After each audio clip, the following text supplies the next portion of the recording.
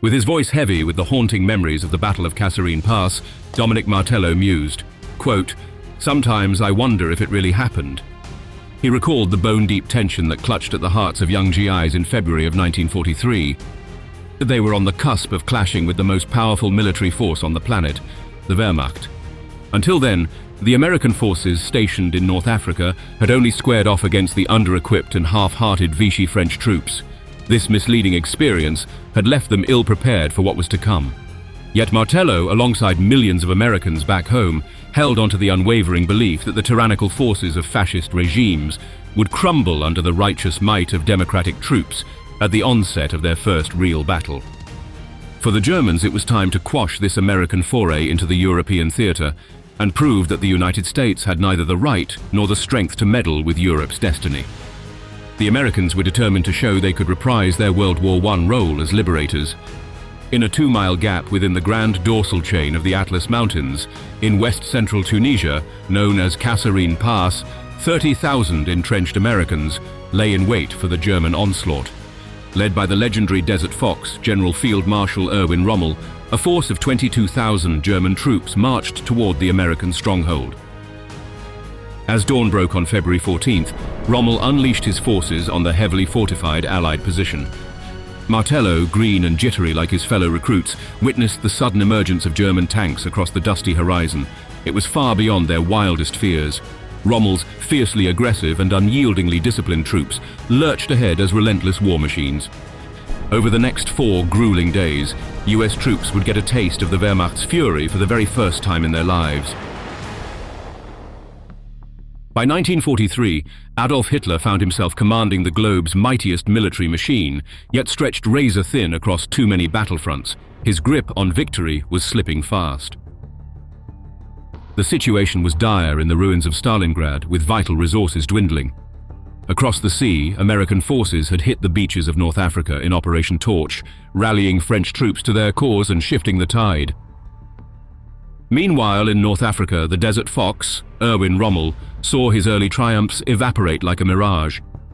His forces, once a relentless storm across the desert, now struggled for every mile. Their supply lines stretched too thin across the unforgiving desert wasteland.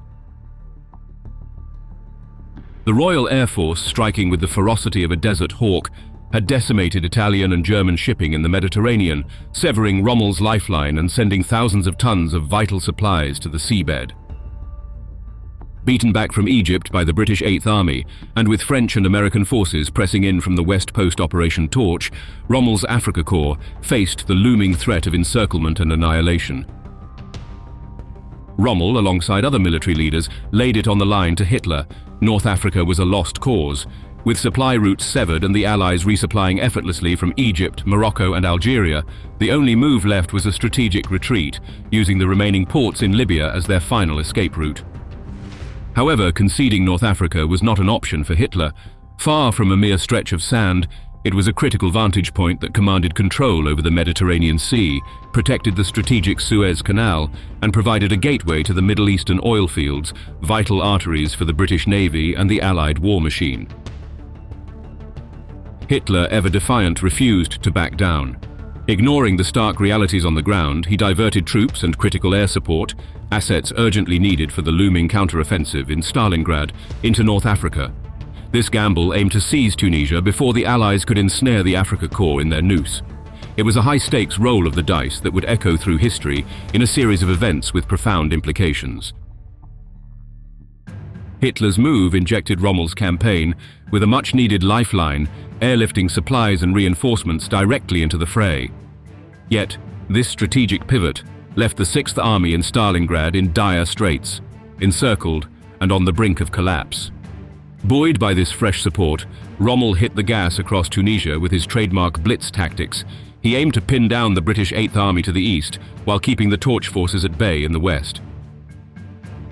On the flip side, American and French forces wasted no time, quickly crossing into Tunisian territory, eager to set up a defensive line before the Axis could claim dominion over the entire country. The initial clashes saw the scales tip in favor of Germany, with the Afrika Korps quickly taking control of most of Tunisia. The towering Atlas Mountains served as an impassable natural fortress, stretching to the western coast and leaving only a sliver of land in the north viable for an Allied invasion. With the strategic high ground under Axis control, the Allied torch forces faced a daunting challenge, with only a handful of mountain passes left open for their advance into Tunisia. The Kasserine Pass stood out among these, a narrow gateway through the mountains that would soon become a focal point of the conflict. Rommel had outpaced the Allies in the race for Tunisia, pushing French and American troops back from the town of Spitler after the Battle of Sidi Bou Zid. These forces were compelled to retreat toward the Atlas Mountains, establishing a last stand in the critical Kasserine Pass. For American forces, holding Kasserine Pass was non-negotiable. It was their lifeline to Algeria and the main artery for future operations in Tunisia. Meanwhile, Rommel found himself in a strategically advantageous position. The torch forces were on the back foot, and it would be some time before the British Eighth Army could make its presence felt on the Eastern Front at the Mareth Line. While the Italian command favoured a cautious approach, hunkering down and bolstering defences, Rommel had a more aggressive plan. He aimed to destroy the US forces stationed at Kasserine Pass, to later turn his full attention eastward and hammer the British. At 1:30 on February 19th, Rommel's aggressive strategy got the green light from the Italian-German command, and the Axis forces geared up for a full-scale assault. Defending Kasserine Pass was a patchwork coalition of Allied might, including the US 1st Battalion of the 26th Regimental Combat Team, the 19th Combat Engineer Regiment, the 6th Field Artillery Battalion, a Tank Destroyer Battalion, and a French artillery battery. Overlooking the pass, French General Welvet's task force was entrenched, comprising a US Ranger and Infantry Battalion, 3 French Infantry Battalions, 2 US Field Artillery Battalions, 4 French artillery batteries, and additional engineer and anti-aircraft units.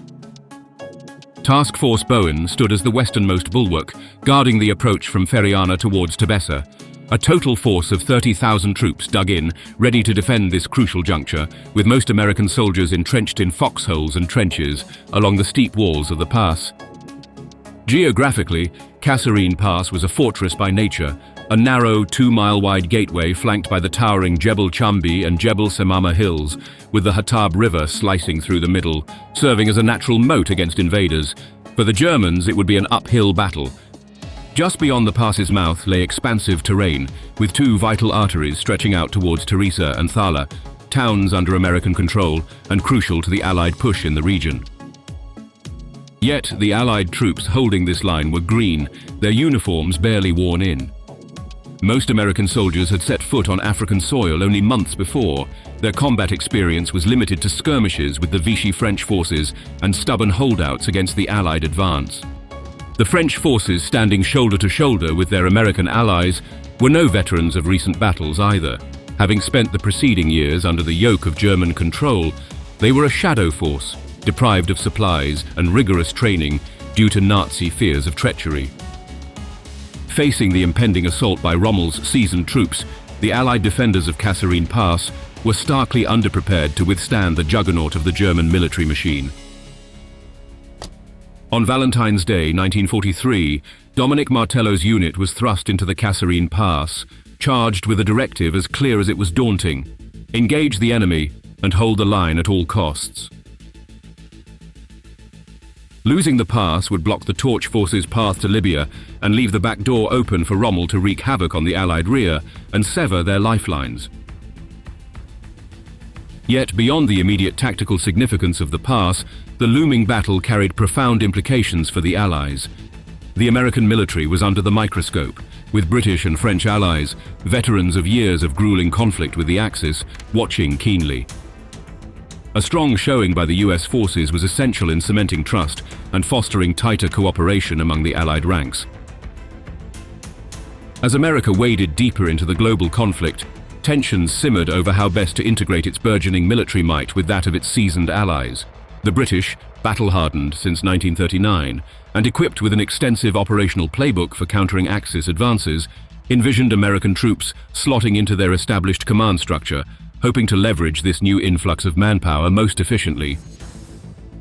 Meanwhile, US leaders were eager to demonstrate their military prowess as a robust and self-reliant force, capable of crafting and executing their own strategies on the world stage. Back on the home front, anticipation and anxiety were at a fever pitch. America's entry into the global conflict had exacted a profound transformation across the nation. In the blink of an eye, the American way of life was upended as tens of thousands of young men were dispatched to distant battlefields, and the nation's industrial might was rerouted to the production of arms and machinery of war. The country awaited the moment when its sons would square off against the Axis's most dreaded force, the German Wehrmacht. The fresh, undaunted American soldiers were seen as the shot in the arm the Allied forces needed, poised to break the back of the German military juggernaut from their first engagement, sending a resounding message that, despite the horror and tyranny unleashed by the Axis powers, they were not invincible. With the weight of these towering expectations pressing down on them, Martello and his men entrenched themselves along the rugged terrain of Kasserine Pass. Surrounded by the harsh desert environment, with the searing sun overhead and the dry, scorching wind whipping against their faces, they steeled themselves for the arrival of the vaunted German forces. It was their moment to dispel the myth of German invincibility and to prove to the world, and perhaps more importantly to themselves, that there was indeed nothing extraordinary about their adversary. But there was. Rommel kicked off his assault with a spearhead composed of the 33rd Reconnaissance Unit alongside a battalion of Panzer Grenadiers, charging into Kasserine Pass.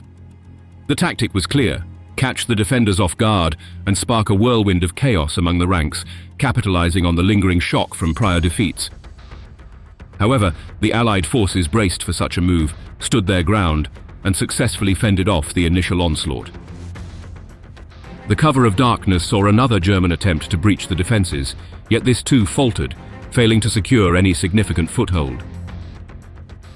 This resistance forced Rommel to reassess the resolve of the American and Allied defenders, recognizing that they were far better prepared and more resilient than he expected. The half measures and probing attacks would not suffice. It was time to bring the full might of his armored divisions to bear. Determined to seize control, the next day, Rommel deployed the battle-hardened 10th Panzer Division, orchestrating a concentrated attack in tandem with the Afrika Korps assault group. This force was bolstered by the addition of units from the Italian 131st Armored Division Centauro, signaling Rommel's intent to overwhelm the Allies with a decisive, all-in offensive at Kasserine Pass. This move marked a significant escalation, with Rommel wagering that the sheer power of his combined forces would be enough to break through the Allied lines and claim the strategic passage. Initially, American troops stood firm against the German advances, yielding only slight and hard-fought gains to the enemy. However, as Rommel doubled down, pouring more units into the fray, American resolve began to waver under the pressure. The full brunt of the German attack was heralded by a fearsome barrage of artillery fire, a deafening and dazzling display that many of the US recruits had never witnessed. The ferocity of this bombardment shook the very foundation of their morale. Among the instruments of terror employed by the Germans, the Nebelwerfer multiple rocket launcher stood out for its psychological impact. Its fearsome barrage, combining blinding flashes with bone-chilling howls, led many American soldiers to believe they were up against an unstoppable force. This was nothing like fighting French Vichy forces. This was hell on earth. Rommel, a master of psychological tactics, understood the raw, untempered nature of the American troops. He leveraged this, orchestrating a terrifying spectacle of firepower. Though not aimed primarily at causing casualties, the psychological terror of the barrage wreaked havoc, sowing panic among American and French soldiers alike, and forcing them into disorganized retreat. In turmoil, clusters of US soldiers stood their ground, unyielding. Martello was among those who resisted, enduring the relentless barrage, the sight of his fallen comrades, the unflinching advance of German tanks, and the spectacle of his fellow soldiers retreating in terror. Confronted with fear and the collapse of all he had anticipated, Martello battled not just the enemy, but also the instinct to flee to safety. He remained steadfast, determined to maintain his position against all odds. As the battle raged on, the air around Kasserine Pass was thick with smoke and fire. The unending barrage of shells created a hellscape on Earth. German panzer divisions began their ruthless advance, slicing through the battlefront with surgical precision. Their aim was clear: exploit the element of surprise and deliver a crippling blow to the reeling American forces. The ferocity displayed by the German tank crews was unlike anything the American troops had faced before. These steel behemoths ploughed forward, undeterred by the loss of their brethren. Seizing the moment of disarray among the Allied forces, Rommel ordered his panzers to storm the valley, capturing Kasserine Pass in a decisive stroke. The few Allied anti-tank units and tanks that lay in wait, desperate to stem the tide, were outclassed and outgunned. The veteran panzer crews made short work of these defenses, crushing the last vestiges of organized resistance. With the Allied tank destroyers out of action, German forces swiftly encircled the remaining US soldiers entrenched on Jebel Semama Hill. Martello was one of the men who continued to fight to the last possible moment. It was not until everyone else raised their hands in surrender that he dropped his rifle. On the 18th, after days with little ammo, no food and no water, Martello accepted his fate as a POW. The nightmare of Kasserine Pass was over for the Italian-American, but his suffering was far from over. In a final, conclusive engagement, the Axis forces obliterated the last pockets of resistance, securing total control over Kasserine Pass. Still, as an experienced strategist, Rommel suspected his victory would be short-lived. In the aftermath of the main assault, the Germans, buoyed by their overwhelming victory, sought to capitalize on their momentum. As the retreating US and French troops made a beeline for Tebessa and Thala, Rommel rallied his forces for a follow-up strike against these critical Allied strongholds. Tebessa, in particular, was a jewel in Rommel's eyes. Serving as the main Allied supply depot in the region, its capture would deal a crippling blow to the Allied campaign in Tunisia. Despite explicit orders to advance north towards Spiba, Rommel, ever the strategist, opted to defy command, eyeing the capture of the two strategically positioned US-held towns instead. Over the next 2 days, German forces launched relentless attacks on the disoriented Allied troops, still reeling from their defeat at Kasserine Pass. The shock of this unexpected defeat sent Allied commanders scrambling for assistance, reaching out to their British allies for reinforcements. In response, British forces hastily cobbled together a defense for Thala, while the remnants of the US forces dug in to protect Tebessa. The German 10th Panzer Division, demonstrating their ruthless efficiency, tore through the British lines, annihilating 38 armored vehicles and inflicting severe casualties as they pushed the defenders back into Thala. Meanwhile, Rommel orchestrated a bold assault on Tebessa, intent on breaking the Allied resistance once and for all. In the face of this renewed onslaught, American troops began to exhibit the qualities that would come to define their contribution to the Second World War: remarkable adaptability and a drive to learn from each confrontation. Despite suffering further casualties, American defenses held firm against every push Rommel's forces made toward Tebessa, with the 10th Panzer Division failing to secure Thala. Faced with the looming threat of the British 8th Army and repeated commands to move north, Rommel, the Desert Fox, ultimately heeded the call, withdrawing from the Kasserine Pass area. This trial by fire for the American troops, though brutal, accelerated their maturation on the battlefield. Their capacity for rapid adaptation and a keenness to learn from the ordeal underpinned a remarkable transformation. While the Germans could claim a tactical victory in the Kasserine Pass, Rommel's initial assessment proved prophetic. The Axis powers could not maintain their hold on North Africa and were eventually forced into retreat.